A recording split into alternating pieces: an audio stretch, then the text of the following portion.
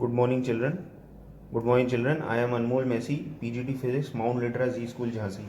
Children, in my previous videos, we have completed the chapter of motion in a plane, and in this video, I am going to start with a new chapter, which is laws of motion.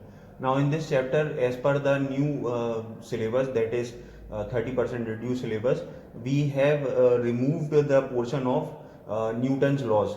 Okay, like Newton's first law, Newton's second law, Newton's third law, but we have kept the major portion of friction in the chapter as per the syllabus. So let me start from the topic friction only. Now, what is friction? Friction is the resistive force that opposes the motion of a body. It causes hindrance in the motion of the body. Okay, so it is actually of two types. One is static friction, the other one is kinetic friction, where kinetic friction is also of two types, which is rolling friction and sliding friction. So let us discuss one by one. First of all,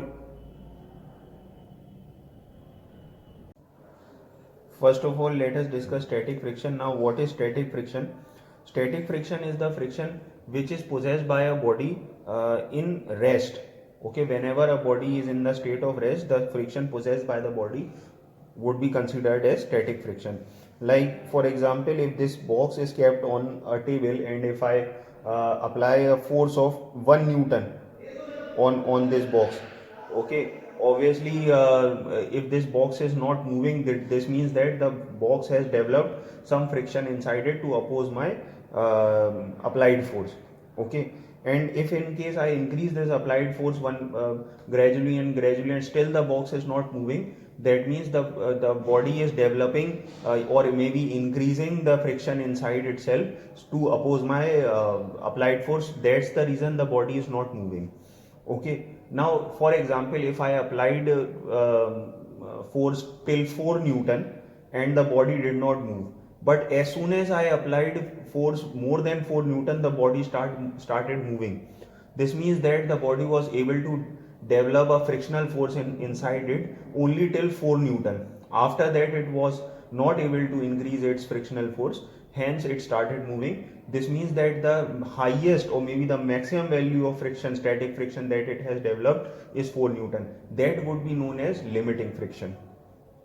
Okay, so we have seen that the force of friction is directly proportional to the normal reaction force, because obviously this box with the box which is kept on the surface, it would also depend on the nature of the surface, but then the weight of the body or maybe the normal reaction force, that would affect the frictional force. Okay, so if in case I remove this proportionality sign and I put an equal to sign, a constant would appear over here, which is mu s, which is also known as coefficient of static friction. And if I take this mu s as subject, this would become F by R, where F is frictional force and R is normal reaction force. Now let us discuss about kinetic friction. Kinetic friction is a friction which is developed in a body which is in motion. Okay, again, this friction also depends on normal reaction force, and if we remove this proportionality sign and we put an equal to sign, a constant would appear over here, which is mu k, where mu k is coefficient of kinetic friction. So the formula for mu k would be F by R. And as I said, this kinetic friction is of two types. One is sliding friction and the other one is rolling friction. We don't need to study sliding friction and rolling friction in detail. It is just an information that I am giving you, that kinetic friction is of two types. Now this is an important thing that we have to study. It is known as angle of repose. So what is angle of repose? It is the angle at which a body kept on the inclined plane just begins to slide. So this is an inclined plane. Okay, on the inclined plane I have kept a box. Okay, and this is the angle of repose. At this angle, this body just begins to slide. So what I have done is I have taken a force mg over here, which is in downward direction, the normal reaction force which is perpendicular to the surface, and if this angle is theta, so according to this theta, with respect to this theta, I have taken the components of mg. So this is mg cos theta and this is mg sin theta. Now obviously if the box would slide downwards, so the force of friction would be in opposite direction, that is this side. Okay, now we can clearly see that F is equal to mg sin theta and R is equal to mg cos theta, which I have noted down over here. and if I divide both the equations, we'll get sin theta upon cos theta is equal to f by r, which is tan theta is equal to f by r. And what is f by r? F by r is actually mu s, which we have studied in previous topics. So this is mu s is equal to tan theta.